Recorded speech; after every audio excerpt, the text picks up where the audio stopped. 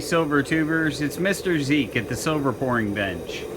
Trying to take advantage of a little bit cooler weather we're having here in Oklahoma. It rained a little bit tonight, and so I made a new mold today at work on my lunch break, and I thought I would pour a little bit of silver. It's been a little bit, like I said, I'm not pouring as much since it's been so unbearably hot here. And I know that in the next week we've got triple digit forecast, so I'm gonna do a little bit of pouring tonight. We'll start out here by extracting the mold. This is a mold I wanted to experiment a little bit with. It's kind of a Kit Katish mold. I don't know how much it's gonna hold, so I'm gonna pour slow and just try and get it filled. That one didn't quite fill it, but what I did is I wanted to get a little bit more slope on the angles on the underside. Well, here, let me close up the throw some more silver in the furnace. I'm gonna pour it thicker next time.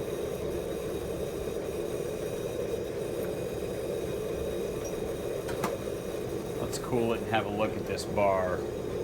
It's a little different bar shape.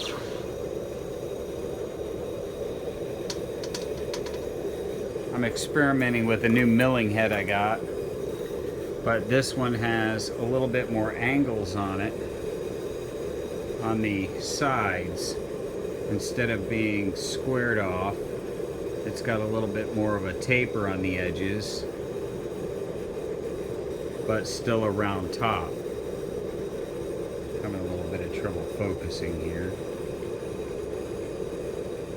Tell you what, I'll pour 2 or 3 more, and then we'll visit over at the pouring bench so you can get a little better, clearer view of what's going on with this bar. All right, let's try pour number 2. Mold's a little bit hotter. Try to get the silver in it while the mold's still good hot.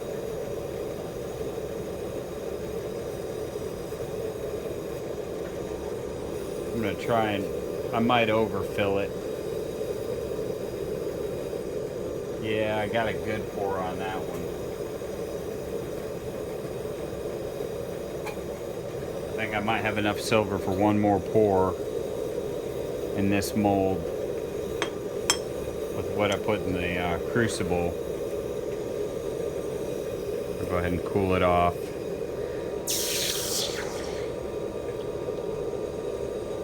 And then we'll visit. I'll pour one more off camera, and then we'll visit over at the pouring bench. Alright, so now we're over at the silver pouring bench.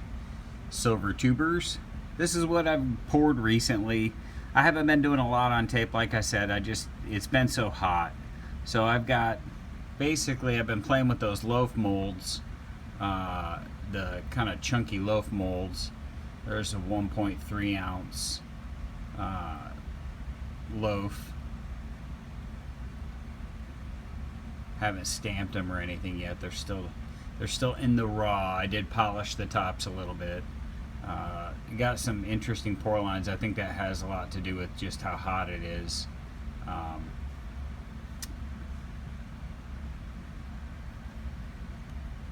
Here's a 2.3 ounce. Get it to focus in the light.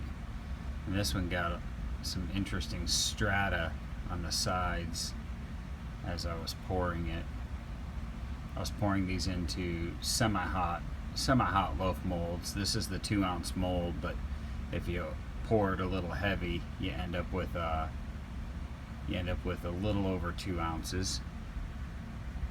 And this one I think is 2.4, but this one got a very interesting line right down the center of that bar, and you've got a little bit of strata on the sides.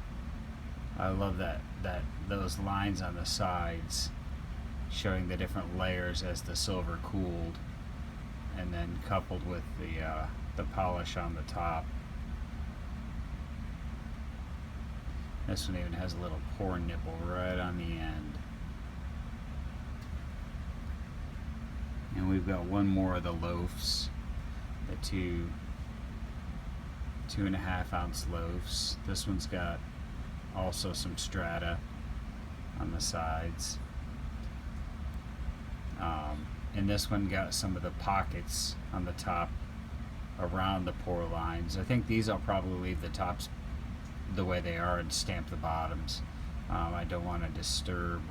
Plus they're sort of symmetrical, they're not asymmetrical, so there really isn't a good place to stamp on the top. Unless somebody said, hey, stamp like down at this end. And then the mold I poured tonight, they came out very, very, very clean. Let it get it focused. There's the top of the bar, slightly rounded, and got a little dimple there. I don't even know what caused that dimple. But what interests me the most is the shape of the bottom side is about the closest I've seen to a Kit Kat actual shape. Here I haven't buffed the bottom or polished the bottom of this bar. And these came out to about an ounce, 1.3 ounces, 1.4 ounces. What I think is cool is when you set it down, if you set it down on the angle, it'll sit there on an angle, like a nameplate for a desk. You can set it flat, or you can angle it. Bring this up here so everybody can see it. Doesn't, guess it helps if you hold it level. There you go. So like I said, you can set it flat, or you can sit it at an angle. That's a 30-degree milling tool, so it gives a little bit more gradual edge on the bar on the bottom side, on the mold side. And so I'm going to experiment with that. I'm going to get some more graphite and maybe make some larger molds with that angle, because these are really more like a Kit Kat size. They're 1.3, 1.4 ounces. The top sides came out. I'm pretty happy with the way the top sides came out. And then the bottom sides, like I said, I haven't buffed them out or anything. Imagine if I buffed that out, it'd look like glass on the bottom too, possibly. And they can even sit like this. I mean, if you're sitting them, you can sit them like that. Even with that rounded top, you can still sit them like that, so the Kit Kat side is up. Very narrow on the bottom though.